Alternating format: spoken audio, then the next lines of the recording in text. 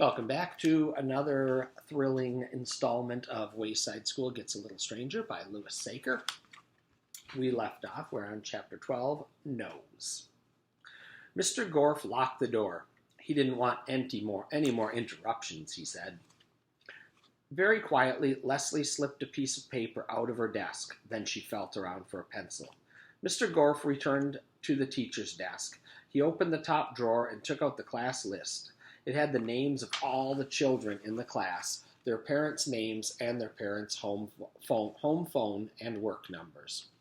Let's play a game, he said, speaking in his own normal French donkey with a sore throat voice. The name of the game is Who Am I Now? Sorry, I forgot to do the voice there for a second. Leslie found a pencil. She held the piece of paper in her lap where Mr. Gorf couldn't see it and wrote "Help" in big letters. She had to get it to Louis, the yard teacher. Mr. Gorf touched the tip of his nose. Who am I now? He asked. It was a girl's voice, soft and warm, with just a little bit of giggle in it. Everyone looked at Rondi. Rondi, said Mr. Gorf. He opened his briefcase and removed a portable phone. He dialed Rondi's home phone number. Hello, Mommy, said Mr. Gorf into the phone using Rondi's voice. No, there's nothing wrong. I just called to say I hate you. You're the worst mommy in the world. You're ugly and you smell bad.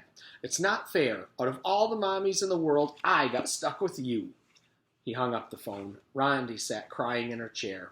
Mr. Gorf touched his nose. Isn't this a good game? He asked, sounding very much like a sick French donkey. Rondi is crying, and at home her mother is crying too. He laughed. Too bad you won't ever be able to tell her you're sorry, Rondi. Leslie carefully folded a piece of paper into an airplane. There was one open window next to Sherry's desk. Mr. Gorf touched his nose. Who am I now? He asked. Everyone tried not to look at Joe. Mr. Gorf called Joe's mother at work. Oh, Mommy, he said, I hate you, and I wish you would go away forever. Then maybe Daddy will marry somebody good this time. Leslie knew she'd only have one chance. It would take a perfect throw. She tossed the paper airplane toward the window. Mr. Gorf saw it. Hey, he shouted. The airplane sailed closer, closer. But then at the last second, it made a sudden turn and hit the wall and landed on the floor. Mr. Gorf laughed. He picked up the airplane, unfolded it.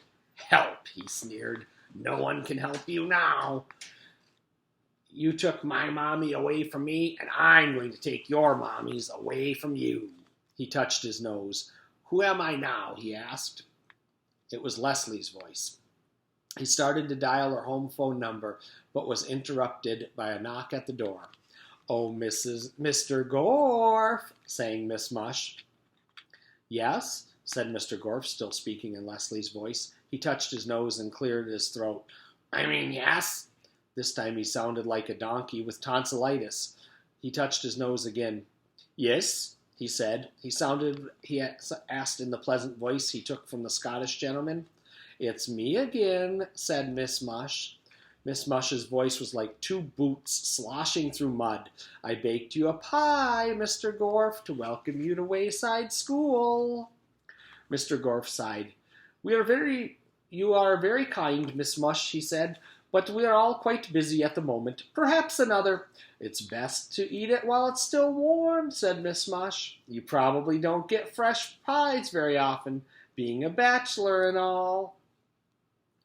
I really hate to disturb the class, said Mr. Gorf. I'll tell you what, I'll just come outside for a moment and you can hand it to me. He glared at the class, daring them to move. I hope you like pepper pie, said Miss Mush. She smashed it in his face. Mr. Gorf turned around. His face was covered with thick pepper cream. He sneezed. Calvin laughed. Hey, my voice is back, said Calvin. Wait for a second. This isn't my voice. I sound like Beebe. Mr. Gorf sneezed again. I can talk, shouted Jenny. But who am I? Mr. Gorf sneezed again. You're Mauricia, said Jason, who sounded like the gentleman from Scotland. Mr. Gorf kept sneezing. Who might I be, Sonny? Paul cackled. He sounded like somebody's grandmother.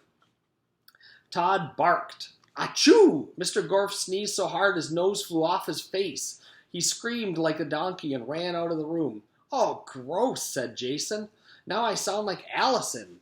Bibi said something in Italian. "Nobody panic," said Miss Mush. "Your voices are bouncing around trying to find where they belong. It might take a while, but you'll all be back to normal." "How do you know?" asked Leslie, although she sounded like Paul. "And how did you know to smash pepper pie in Mr. Gorf's face?"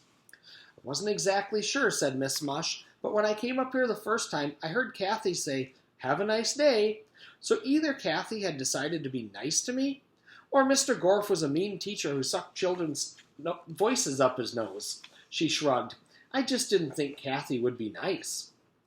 "Maybe if you learned to brush your teeth," muttered Kathy. Mr. Gorf's nose lay on the floor. Miss Mush picked it up and put it in her apron pocket. "It'll go good in the spaghetti sauce," she said. Soon all the children had their real voices back. Rondi and Joe called their mothers on Mr. Gorf's portable phone and told them they loved them. While, far away, in a small village in Scotland, a man who hadn't spoken for almost 20 years turned to his wife and said, "Top of the morning to you, Tilly." All right, I always like that chapter. I think it's funny that the old Scottish guy got his voice back after all those years. So, Mr. Gorf is gone, so that leads us to chapter 13, The New Teacher. The New Teacher is a name you may have heard of in a different book, actually, in Wayside. Sorry, I forget which one it was in. I'm pretty sure it's in Wayside School is Falling Down. I don't want to ruin it for you where we've heard of her. That'll become apparent enough, but a little bit later in a different chapter. So, the new teacher's name is Miss Drazil, actually, though.